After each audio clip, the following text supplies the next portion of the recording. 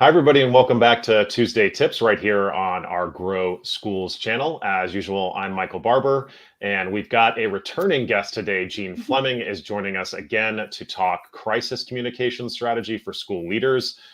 If you got the chance to watch our last episode with Jean, it was on the role of local media and how that can be a really strong both strategy and tactic for school leaders. But we asked Jean to come back for another timely topic, which is crisis communication. So before we hop into these questions on crisis comms, if you didn't get the chance to watch our last episode on Jean, she is worthy of an additional introduction.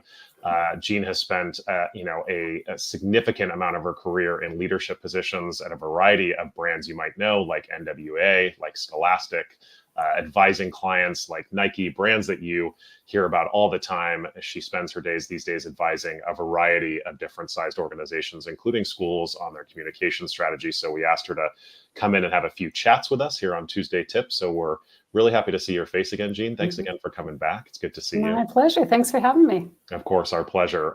We wanted to tackle crisis communications because, at any moment, a school leader can find themselves in a school, can find themselves in a whirlwind of challenges. If there is a security issue at a school, if there is an academic issue at a school, if as a charter school, we faced we have to get reauthorized by our authorizers, and there can be any number of political and local related politics and stories that you have to navigate as you get your reauthorization done as a school. So tons of landmines that school leaders can end up with. And when it comes to how they get themselves and navigate themselves in and out of these challenges, crisis comms and advice around it can be really timely. So we'll start here. How should charter schools prepare for potential PR crisis? What have they got to do to make sure they're prepared at a baseline?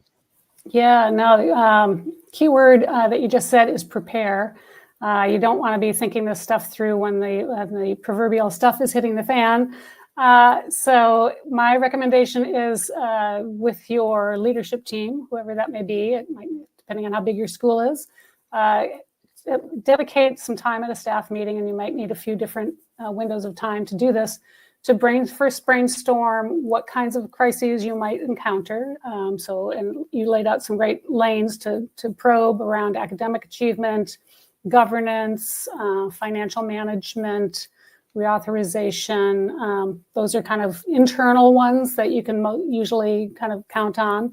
Achievement scores, when those if you are sharing that information with the public, that'll be a moment where things can go wobbly. And then also think about external things that we all hope won't happen, but certainly could happen. And that can be, like you say, a security breach. That could be problems with your computer systems, a DDoS attack, or things like that. And just get a good, solid, scary list, and then really think about, okay, if that did happen, what would we have to do?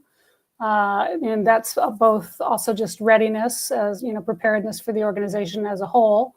And then from a communications point of view, who's going to talk about it to the public?